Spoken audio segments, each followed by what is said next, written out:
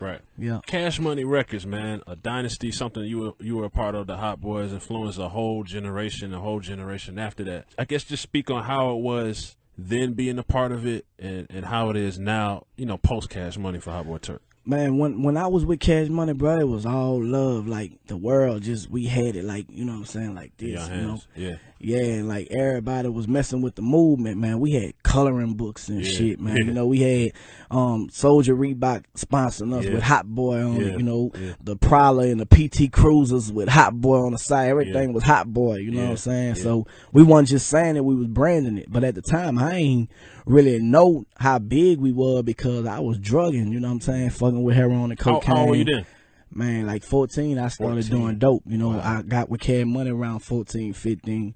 So I went to Cash Money with a habit. I ain't arrived there, then picked it up. You know what I'm saying? It just got bigger. It escalated as I started getting money. You know what I'm saying, with them. But, so there was a blessing. I was going to ask you next. Yeah. There was a blessing in it, maybe a small blessing. It was a blessing because, man, like I OD'd in my house. You know what I'm saying? And I told my wife to bring me some ice, you know what I'm saying? Put on my nuts, bam, I got up. Okay, I'm back up. I'm praying. I'm like, Lord, I ain't gonna do it no more. Next morning, she went to work. I did it again. I'm ODing. I'm in the bathroom, you know what I'm saying? Yeah. So, bam, I make my way to the kitchen. I get the ice and I get some salt and shit. I had to shoot it up because I used to shoot heroin and cocaine, you know what I'm saying? And that revived me. My wife, she come home, man. I'm like, man, me and her praying together. I'm like, I don't know where I'm gonna stop if it's life threatening. I told that to God, and I was sincere. Like, I couldn't stop using heroin and cocaine. I love that shit. To this day, I love it. That's why I don't do it, because I love it so much. That shit have had me gone. Like, I wouldn't give a fuck. I wouldn't be talking like this.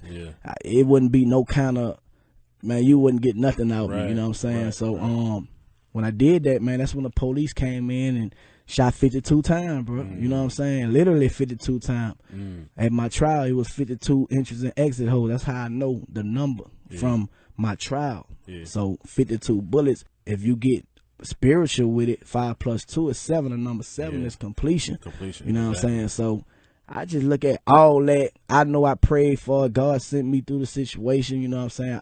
Ain't nobody living from 12 gauges, 223s, MP40s, and 40s. From a SWAT team at close range, bro. You know what I'm saying? I got pictures to show that this the God honest truth. You know what I'm saying? I ain't get hit of grades, bro. Now, historically, we've heard about you putting hands on people throughout the years. Like, what made you put hands on Drake? I did not put hands on Drake. Oh. And I do not want any problems with Drake. Drake is, right now, that's all I got. That's all I have to say. He's putting in his work. I didn't do nothing to Drake. Drake is my friend. What happened to the 0 to 100? That was a total rumor. Yeah, what happened to the beat, the 0 to 100? They said that was your record at first. Was there any truth to that? Even there was a clip of you at a club. Yeah. There was a 0 to 100 was initially a record that was my record, and then there somehow that became just a misunderstanding because we was working with the same producers. Honestly, it was a misunderstanding. Honestly, Drake is actually my favorite rapper. You know what I'm saying? As far as songwriting and albums, it's been like that for a couple of years. Meek is my boy, and at the end of the day, when it comes, when it comes to the situation, it's all about the lyrics and everything. But it wasn't anything that that was really that big of a deal. And what at did the you end think of the day, because you've been through some battles where they've been calling your name and saying all types of disrespectful stuff. You went through real beef. You went through some stuff. Hey, real situation. Yeah. It's not. This is not beef, and that's the beauty of it. This is really about skills. You know what I'm saying? And I think it's helpful to the game because it makes people think about more what they're saying when they're writing. And did you call me and say, "Hey, man, he got you, bro"? Nah. I really just stayed out of it, and I was just listening to everything like everybody else. Now, when you say 0 to 100 was yours, you mean just the beat, or it was the hook and everything? No, it was the beat, and then there was just a misunderstanding. But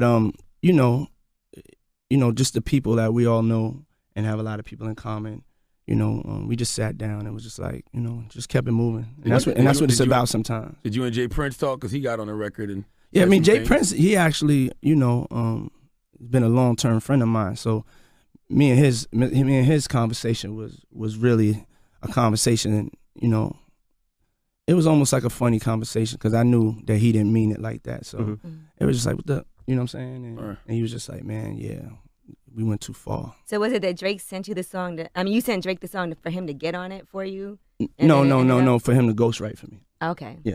I think the most important. Taking it. So you famously said, "Don't worry if I write rhymes, you write checks." So yeah, you don't have a problem. You never had a problem with ghostwriting. Nah, because I feel like as an artist, you gotta your allegiance is also to the record. You know what I'm saying? Making the best record you can, and sometimes you could be in the room with somebody that has a better idea than you, and you got to be open to that.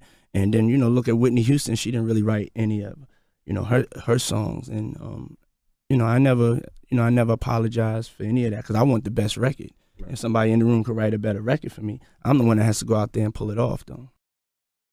But do you feel like, because you got both perspectives of a real perspective, hustling, do you feel like, is it any way out of when you at on the top of the game and hustling that, do you want to leave? At the point when you was at, did you want to leave? I had a phone SE, I'm sitting there. They almost got me. They parked a cargo van in front of the house next to my grandmother's joint. I came by in the daytime, saw the van was empty. Came back at, like, my baby mother was living on 160 South Road. Oh no, I'm not parking down here. These dirty ass niggas gonna run keys across my car. They be mad. A nigga got something. I'm driving this home. I drive home and take a cab back. Right, park at my grandma's house.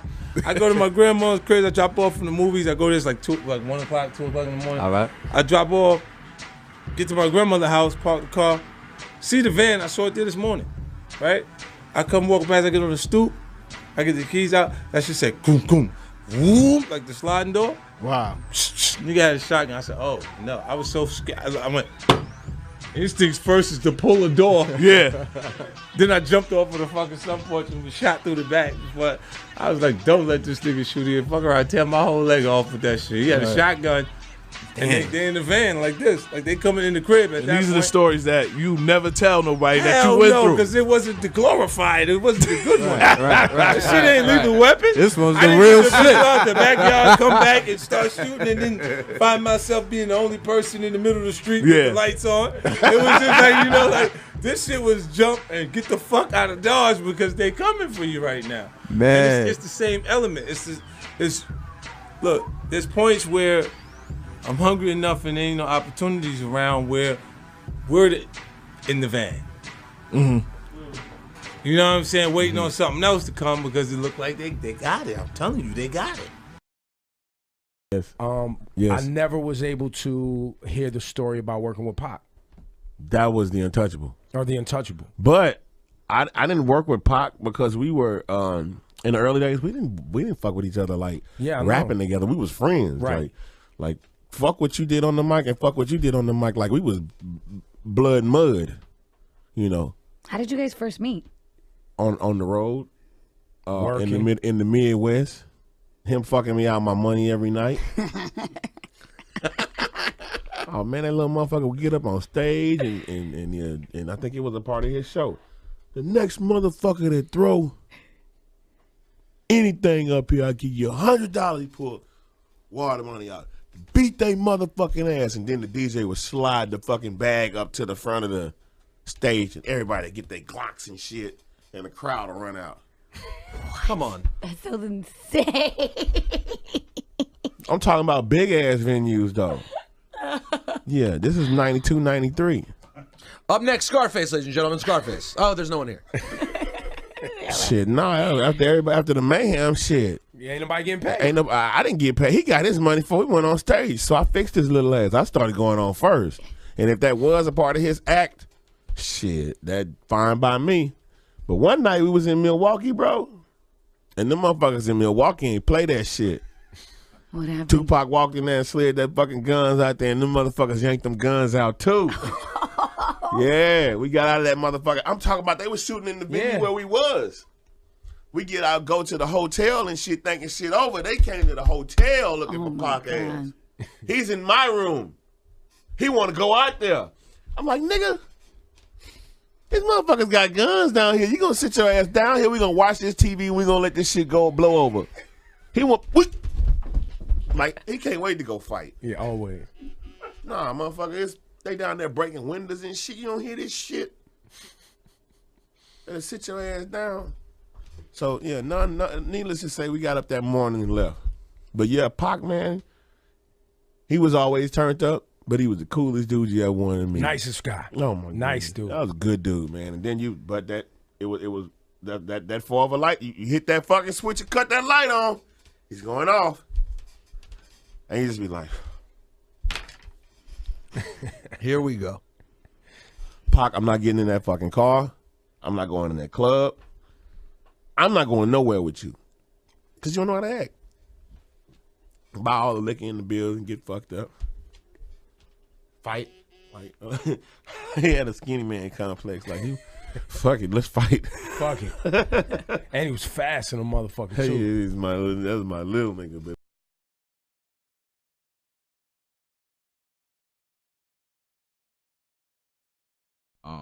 I mean, me and Kanye are brothers, man. You know what I'm saying? Like, that's why he never really said anything back, because I know it looks as though he probably older than me in the public, just because people see, you know, the magnitude of his stardom dwarfs certain relationships. But, you know, I used to do a lot of work, put in a lot of work in the streets for Kanye. You know what I'm saying? From a political standpoint in New York. You know what I'm saying? Like, Kanye moved to New York. I want to say 2000, and he moved here probably 2001, and we started working together like 2. And we got like a bond that doesn't form with a lot of people. You know what I'm saying? Like, you basically used his muscle kind of for a second. Yeah, I mean that because of my influence, because of my two-piece, because of my, you know, because where I'm from, you have to be that. You know what I'm saying? I'm from Queens, from Jamaica, Queens. You know, same place 50 Cent got shot, same place where Supreme Team started. You have to survive. You know what I'm saying? And so, you know, through my street affiliations and myself, we just ultimately, Ye felt safe in New York. You know what I'm saying? I mean, obviously he had Dame in them as well, but you know, you can't sit here and call them every 5 minutes. Right. You know what I'm saying? Not get extorted later, because that's just how the streets are. You know what I'm saying? So, and I just think that, like, me and Ye see a lot of things, like we like alikes. You know what I'm saying? So we see the world through the same vision. I think that's why for a long time it damn near sounded like we were like the same person rapping. You know what I'm saying? I thought it was because you was writing his rhymes. I was just with Hot Boy on the side. Everything was Hot Boy, you know what I'm saying? So we wasn't just saying it, we was branding it. But at the time, I ain't really know how big we were because I was drugging, you know what I'm saying? Fucking with heroin and cocaine. How old were you then? Man, like 14, I started doing dope. You know, I got with Cash Money around 14, 15. So I went to Cash Money with a habit. I ain't arrived there, then picked it up, you know what I'm saying? It just got bigger, you know, it escalated as I started getting money, you know what I'm saying, with them. But, you know, there was a blessing. I was going to ask you next. There was a blessing in the baby, a small blessing. It was a blessing because, man, like, I OD'd in my house, you know what I'm saying, and I told my wife to bring me some ice, you know what I'm saying, put on my nuts, bam, I got up. Okay, I'm back up. I'm praying. I'm like, Lord, I ain't gonna do it no more. Next morning, she went to work. I did it again. I'm ODing. I'm in the bathroom. You know what I'm saying? So, bam, I make my way to the kitchen. I get the ice. Right. Yeah. Cash Money Records, man, a dynasty, something you were a part of. The Hot Boys influenced a whole generation after that. I guess just speak on how it was then being a part of it and how it is now, you know, post Cash Money for Hot Boy Turk. Man, when I was with Cash Money, bro, it was all love. Like, the world just, we had it, like, you know what I'm saying, like this, you know? Yeah, and like everybody was messing with the movement, man. We had coloring books and shit, man. You know, we had Soldier Reebok sponsoring us with Hot Boy on it, you know, the Prowler and the PT Cruise.